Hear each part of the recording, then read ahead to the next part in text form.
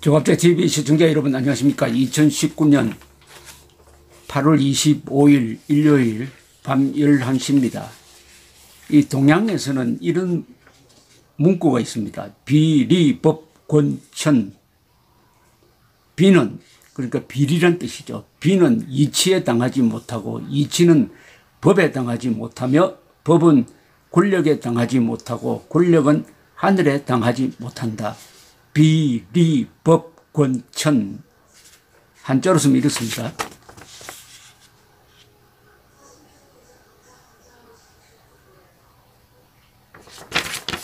이게 권력의 세계에서 또는 법률가들의 세계에서 자주 이야기되는 문구인데, 이 국어를 검색을 해보면 한비자, 법가로 유명한 중국의 한비자가 한 말이라고 되어 있기도 하고, 또 일본에서 이런 말이 무사사회에서 유행했다고 이렇게 되어 있습니다. 비리법권천이란 말을 주로 쓰는 사람들은 한국에서는 법조계 인사들이 이런 말을 써요. 비리법권천. 아주 근사한 말이라고 저는 생각을 합니다.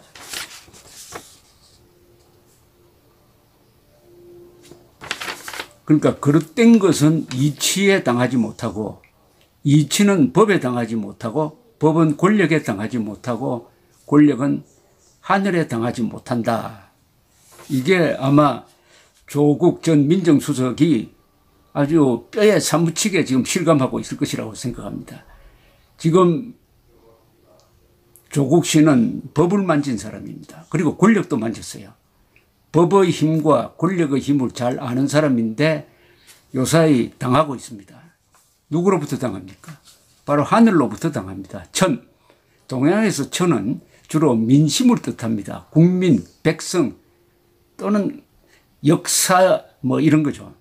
하늘이라고 하면 이 세상의 힘의 관계를 초월하는 아주 그런 하나님 같은 존재.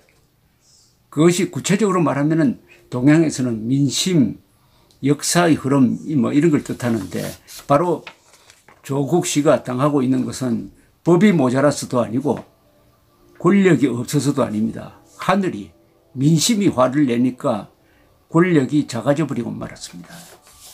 비리법권천.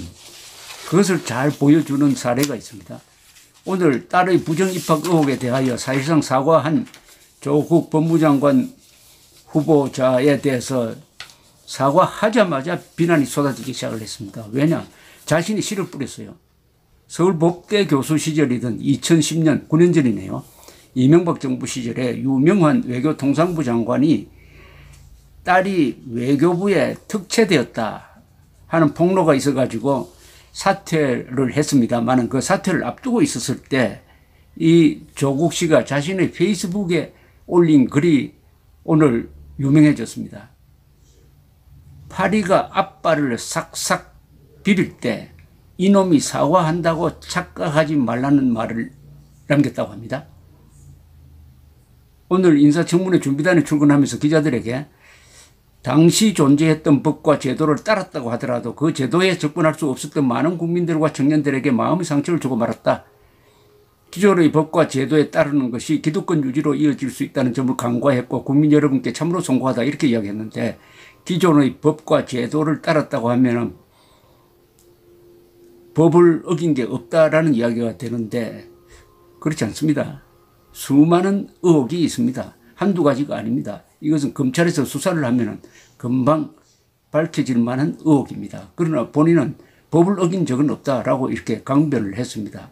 그 직후에 유명한 전 외교통상부 장관에 대해서 독설을 퍼부은 것이 그대로 부메랑이 되어서 지금 조국 씨를 치고 있습니다. 이렇게 적었습니다. 2010년 9월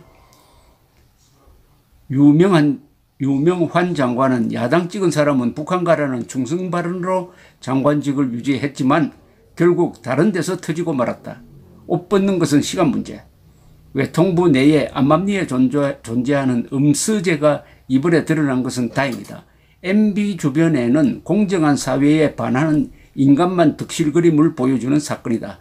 사실 신하는 주군을 보고 따라하는 법이거늘 유명환을 비롯한 고위직들이 무슨 일이 터지면 사과를 한다. 어디선가 들은 우스갯소리 하나 하겠다. 파리가 앞발을 싹싹 비빌 때 이놈이 사과한다고 착각하지 말라. 이에 내 말을 추가하자면 파리가 앞발 비빌 때는 뭔가 빨아먹을 준비를 할 때이고 우리는 이놈을 때려잡아야 할 때이다. 퍽. 네티즌들은 조국은 이제 뭔가 빨아먹을 준비를 하는 것이고 국민들은 때려잡아야 할 때냐. 또 자기가 한 말이 부메랑이 되어 돌아오네요 등의 반응을 보였습니다. 이 법무장관 후보로 지명된 이후 조 후보자는 과거 자신이 쏟아놓았던 수많은 글과 말에 다 발목이 잡혔습니다. 그래서 조국의 적은 조국이란 말이 나올 정도입니다. 과거의 조국이 오늘의 조국에 명령한다. 사퇴하라. 뭐 이런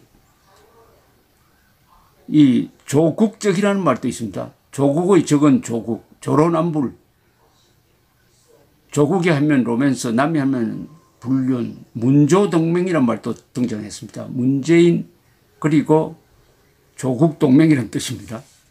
한미동맹보다 더 위에 있답니다. 문조동맹이. 그런데 사람을 파리에 비유하면 안 되죠. 파리를 조롱해 이용한 글에서는 솔직히 말해서 인간에 대한 예의가 실종된 사람이라는 느낌을 지울 수가 없습니다. 이 오만과 허영심과 거짓말이 결합이 되면은 사람도 괴물이 되는 수가 있습니다. 그럼 파멸하죠. 아인슈타인이 한 말을 하나 소개해 드릴까 합니다. 아인슈타인은 인격 없는 전문가는 잘 훈련된 개와 같다고 했습니다. 인격 없는 전문가는 잘 훈련된 개와 같다. 폴 존슨이라는 영국의 저술가는 이런 허영심과 오만에 사로잡힌 지식인을 사상의 폭군이라고 했고 역사에서 가장 많은 사람을 도륙한 게 사상의 폭군이라고 지적한 바도 있습니다. 이왕 말이 나왔으니까 아인슈타인 이야기를 조금 더 하겠습니다. 아인슈타인 이야기를 꺼내는 것은 인간으로서 가장 머리가 좋았던 사람이 아인슈타인이고요. 이 우주에 대해서 가장 깊게 들여다본 사람이 아인슈타인입니다. 그런데 이 아인슈타인의 의록은 조국의 의록과 너무나 다릅니다. 겸손하고 겸허합니다. 또 자기가 모르는 게 많다는 것을 솔직하게 깨놓는 분입니다. 이 아인슈타인의 말은 다른 유명한 사람의 의록과는 뭔가 다른 점이 있습니다. 한번 제가 뽑아봤습니다. 사람들을 위하여 사는 것만이 가치 있는 삶의 방식이다.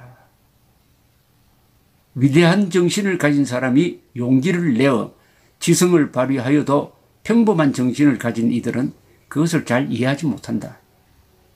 우리들이 이해할 수 없는 것이 존재하고 그것이 최고의 지혜와 아름다움으로 구현되고 있다는 것, 부족한 인간의 능력으로서는 확실히 지각할 수 없는 것이 있다는 것을 아는 것, 이것이 진정한 종교심의 핵심이다. 그런 의미에서 나는 매우 신앙이 깊은 사람이다. 얼마나 겸손합니까? 모르는 것이 많다는 걸 솔직하게 시인하고 있습니다. 사람들에게 전문 기능을 가르치는 것만으로는 충분치 않다. 사람들은 그것을 통하여 쓸모있는 기계처럼 되는 것은 가능할지 몰라도 조화 있는 인격을 얻을 수는 없다.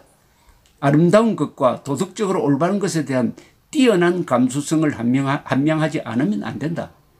그렇게 하지 않으면 전문 기능을 갖고 있는 것뿐으로서 잘 훈련된 개처럼 될 수밖에 없다. 인문적인 지식, 인격 도야가 되지 않는 상태에서 전문성만 추구하다가 보면은 결국 잘 훈련된 개에 불과한 존재가 된다. 법률가가 아니라 법률 기술자가 된다 이 말 아닙니까? 법률가가 아니라 법률 기술자가 되어서 돈 한 푼 받은 바가 없는 전직 대통령을 감옥에 집어넣고 징역 30년을 때린다고 하면은 잘 훈련된 개와 뭐가 다릅니까? 법률 기술자가 잘 훈련된 개와 무슨 차이가 있느냐 이거죠. 법률가라 해야 되죠. 인권, 상식, 교양.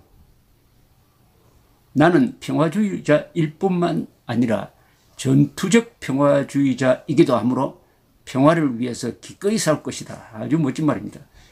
이승만 대통령의 말과 비슷하네요. 이승만 대통령은 이렇게 이야기했습니다. 무조건적 평화주의자는 간첩과 같다. 질문하기를 중단하지 않는 것이 중요하다. 호기심은 그 자체로서 존재 이유가 있다. 영원성과 생명 그리고 경이로운 현실의 구조가 지닌 미스터리를 명상할 때마다 압도당하지 않을 수 없다. 하루에 한 번씩이라도 이 미스터리의 작은 부분을 이해하려고 노력하는 것만으로도 충분하다. 성스러운 호기심을 절대로 잃지 말라. 인간의 가장 아름다운 경험은 신비합니다. 이것은 모든 진정한 예술과 과학의 원천이다. 우리들 과학자는 인류를 모두 죽일 수 있는 방법을 더욱 효과적으로 만들고 말았다. 따라서 잔악한 목적을 위하여 이 무기가 사용되는 것을 전력을 다하여 막는 것은 우리에게 부과된 절대적 의무이다. 이 핵무기 만큼 중요한 그리고 가공할 무기가 있어요. 그게 권력이라는 겁니다. 그게 독재 권력이라는 겁니다. 독재 권력은 핵무기처럼 많은 사람을 죽입니다. 높은 수준에 도달하면은 과학과 예술은 미적으로나 형식적으로도 융합되는 경향이 있다. 따라서 초인류의 과학자는 항상 예술가이기도 하다. 제가 좋아하는 아인슈타인의 말이 이런 게 있습니다. 사람들이 사랑에 빠지는 것을 중력 탓으로 돌릴 수는 없다. 첫사랑과 같은 중요한 생물학적 현상을 세상에 어떻게 화학이나 물리학으로 설명할 것인가? 당신의 손을 1분 동안 난로에 갖다 대보라. 1시간처럼 느껴질 것이다. 특별한 여자와 1시간을 함께 해보라. 1분처럼 느껴질 것이다. 이것이 상대성이다. 조국 씨가 인간을 파리에 비교해가지고 저주를 쏟아부은 것과 인류 역사상 가장 머리가 좋았던 아인슈타인의 겸손한 말의 대비가 극명합니다. 감사합니다.